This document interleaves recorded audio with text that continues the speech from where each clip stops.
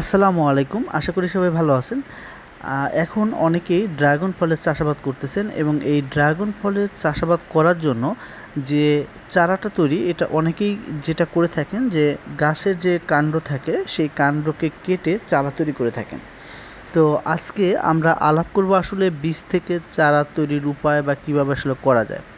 তো প্রথমে যে পয়েন্টটা আমরা আলাপ করব তা হলো বীজ সংগ্রহ এবং পরিস্থিতি। বীজ কীভাবে সংগ্রহ করা যায়। একটি পাকা ড্রাগন ফল নিতে হবে, নিয়ে ফলটিকে কেটে ফেলতে হবে। ফলের ভিতরে যে ছোট ছোট কালো বীজ দেখা যায়, একটি চামচ দিয়ে বীজসহ কিছু মাংসল অংশ বের করে নিতে হবে। পরিষ্কার পানিতে কয়েকবার ধুয়ে নিতে হবে যাতে মাংস যে অংশটা থাকবে সেটি আলাদা হয়ে যায় এবং শুধু বীজ থাকে। এরপরে শুকানো বীজগুলো একটি পরিষ্কার কাগজ বা টিস্যুর উপরে ছড়িয়ে নিতে হবে। ছায়া বা হালকা রোদের মধ্যে 24 ঘন্টা শুকাতে হবে।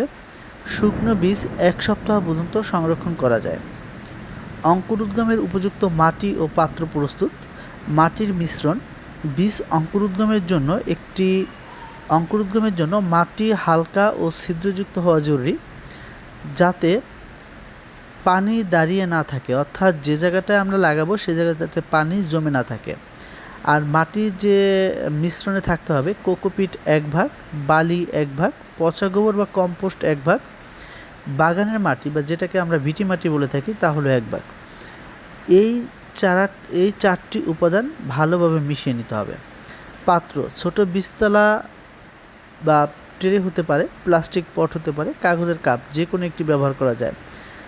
পাত্রের নিচে ড্রেনেজ হোল থাকতে হবে যাতে অতিরিক্ত পানি থাকলে সেই পানি বের হয়ে যেতে পারে। বীজ বপন প্রক্রিয়া ধাপগুলো যেটা হবে, প্রস্তুত পাত্রে মাটি ভরে নিতে হবে। মাটির উপরে হালকাভাবে বীজ ছিটিয়ে দিতে হবে।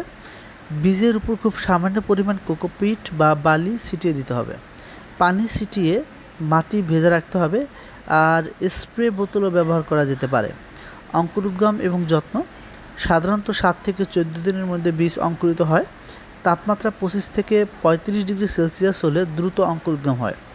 যত্ন প্রতিদিন সকালে হালকা পানি ছিটাতে হবে।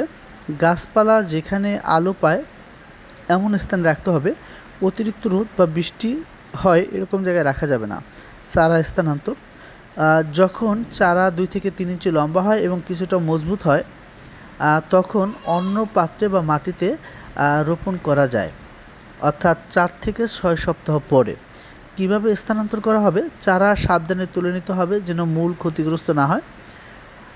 বড় পাত্র বা জমিতে প্রতিটি চারাকে 10 থেকে 12 ইঞ্চি দূরত্বে রোপণ করতে হবে। চারার পাশে একটি লাঠি দিয়ে রাখতে হবে যাতে চারাটি মাটিতে নেতিয়ে না যায়, অর্থাৎ চারাটা যাতে দাঁড়ানো থাকে। পরবর্তী বৃদ্ধি এবং ফল দ্বারা বীজ থেকে গাছ বড় হতে সময় লাগে প্রায় 1.5 থেকে 2 বছর। ভালো পরিচর্যা থাকলে ততদিন গাছে ফুল আসতে শুরু করে। কাটিং থেকে চারা চুরি করলে ফল পাওয়া যায় 8 থেকে 12 মাসে, আর বীজ থেকে ফল ধরতে অপেক্ষাকৃত বেশি সময় লাগে। তো আসলে যেটা আমরা বললাম যে বীজ থেকে যদি কোনো চারা তৈরি করা যায় তাহলে বেশি সময় লাগে, কিন্তু কাটিং থেকে চারা তৈরি করলে আসলে কম সময় লাগে। তো যাই হোক, আজকে এই পর্যন্ত। ধন্যবাদ সবাইকে।